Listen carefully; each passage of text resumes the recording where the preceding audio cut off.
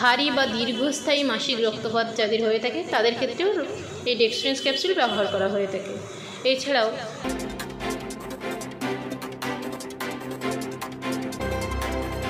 নমস্কার বন্ধুরা, SK drug concept চ্যানেলে আপনাদের সবাইকে স্বাগত।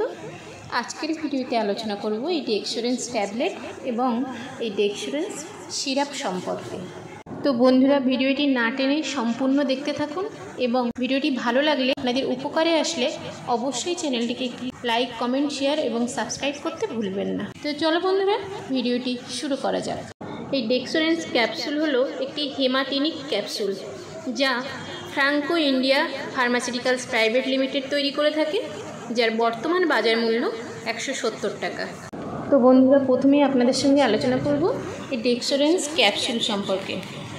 এই ডেক্সট্রেন্স ক্যাপসুল হলো একটি হেমাটিনিক বা আয়রন ক্যাপসুলও বলতে পারেন, যা vitamin B12, folic acid, zinc ইত্যাদি ঘাটতি সম্পর্কিত রক্তাল্পতা বা অ্যানিমিয়া পরিচালনা করতে ব্যবহার করা হয়ে থাকে।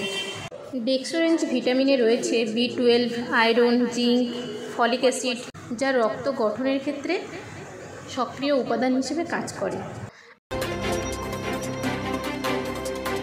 নেক্সট আলোচনা করব এই ডেক্সট্রেন্স ক্যাপসুলটি কী উপাদান দিয়ে গঠিত। 1 নম্বরে আছে ফেরিক অ্যামোনিয়াম সাইট্রেট 160 mg। 2 নম্বরে আছে সাইনোকোবালামিন বা ভিটামিন B12 7.5 mg। 3 নম্বরে আছে ফলিক অ্যাসিড 0.5 mg এবং 4 নম্বরে আছে জিঙ্ক সালফেট মনোহাইড্রেট 20.6 mg। এই উপাদানগুলির সমন্বয়ে ডেক্সট্রেন্স ক্যাপসুল গঠিত। নেক্সট আলোচনা করব এই ডেক্সট্রেন্স ক্যাপসুলের ব্যবহার। ডেক্সট্রেন্স ক্যাপসুল তো আমরা জানলাম কী উপাদান দিয়ে গঠিত, এটি কী ধরনের ক্যাপসুল সেটা জানলাম। এবারে এর কাজ সম্পর্কে আমরা জানব। আগেই জেনেছি ডেক্সট্রেন্স ক্যাপসুল রক্তাল্পতা বা অ্যানিমিয়া পরিচালনা করার কাজে ব্যবহার করা হয়। এটি রক্তাল্পতা নিয়ন্ত্রণের পাশাপাশি গর্ভাবস্থায় রক্তাল্পতা নিয়ন্ত্রণ করতে ডেক্সট্রেন্স ক্যাপসুল ব্যবহার করা হয়। এছাড়াও মেনোরেজিয়া থেকে সৃষ্ট রক্ত অল্পতা নিয়ন্ত্রণ করা, অর্থাৎ ভারী বা দীর্ঘস্থায়ী মাসিক রক্তপাত যাদের হয়ে থাকে তাদের ক্ষেত্রেও এই ডেক্সট্রেন্স ক্যাপসুল ব্যবহার করা হয়ে থাকে। এছাড়াও অপুষ্টিযুক্ত খাদ্য অভ্যাস, অর্থাৎ যাদের খাদ্যাভ্যাসে পুষ্টির মাত্রা খুবই কম, সেই সমস্ত ব্যক্তিদের মধ্যে রক্তাল্পতার ভাব দেখা যেতে পারে। তাদের জন্য ডেক্সট্রেন্স ক্যাপসুল ব্যবহৃত হয়ে থাকে।